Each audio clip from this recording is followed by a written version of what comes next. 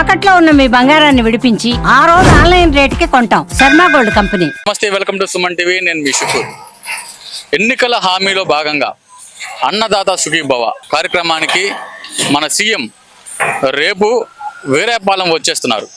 కాబట్టి ఇక్కడ సంబంధిత పనులు వేగవంతంగా జరుగుతున్న మనం చూస్తున్నాం. అదే విధంగా ఆ ప్రోగ్రాం అయిపోయిన తర్వాత సీఎంతో రైతులు ముఖాముఖి కార్యక్రమం కూడా ఇక్కడ జరుగుతుంది. సీఎం ఈ ఊరు రావడం వల్ల రైతులు ఎంతో ఆనందం వ్యక్తం చేస్తున్నారు. ప్రజలకున్న సమస్యలు ఏంటి అనే మా ఊరుకున్న సమస్యలు కూడా సీఎం దృష్టికి తీసుకెళ్తాము.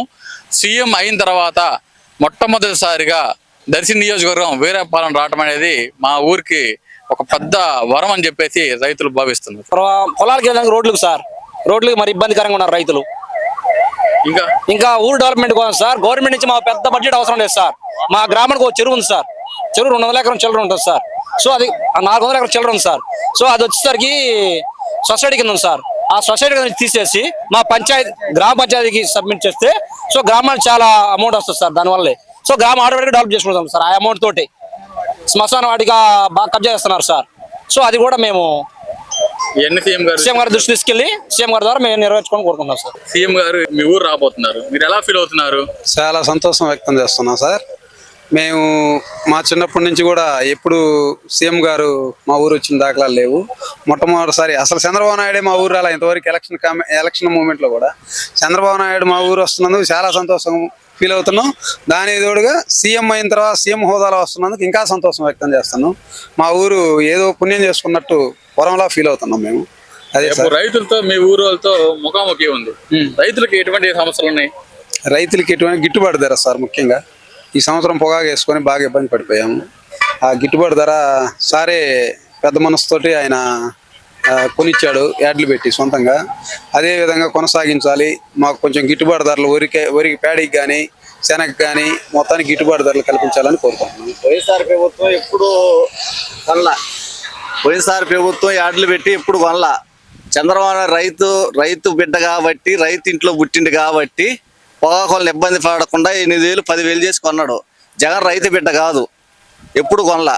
అమ్మఒడి ఒకరికేసి నేనేదో చెప్పుకుంటున్నానా, జగన్మోహన్ రెడ్డి అన్ని పథకాలకు ఒక అమ్మఒడే సమాధానం చెప్పింది. వాళ్ళు మాట్లాడటం చేయటం కట్టు కాదు. ఏదో మేము 29 వస్తే ఏదో మమ్మల్ని చంపుతా ఉంటున్నారు. ఈ 4 ఏళ్ళు మేము తిరగబడితే మీరు ఆడుంటారు, కొద్దిగా అర్థం చేసుకోండి. అది ప్రభుత్వం ఎలా ఉంది? 1 year ప్రభుత్వం బ్రహ్మాండంగా ఉందండి. ప్రభుత్వానికి ఏమి ఇవ్వాలి. మా ఊరు వస్తున్నాడంటే చంద్రబాబు నాయుడు మేము ఒక ఇంట్లో పండగలాగా ఉంది. మా లక్ష్మక్క అసలు మా లక్ష్మక్క మా ఇంటి దేవత అని మేము ఫీల్ అవుతున్నాం. మా లక్ష్మక్క వల్ల చంద్రబాబు నాయుడు మా మంది చేడుగొండల వల్ల ఏరాయపాలెం వస్తున్నాడు. మా లక్ష్మక్క మా ఇంటి దేవత. రేపు చంద్రబాబు నాయుడు మీతో ఏ విధంగా మాట్లాడతారు? అంటే ఇక్కడ ఎంతమంది రైతులతో మాట్లాడే అవకాశాలు ఉన్నాయి? ఒక 2,000 మందితో మాట్లాడే అవకాశం.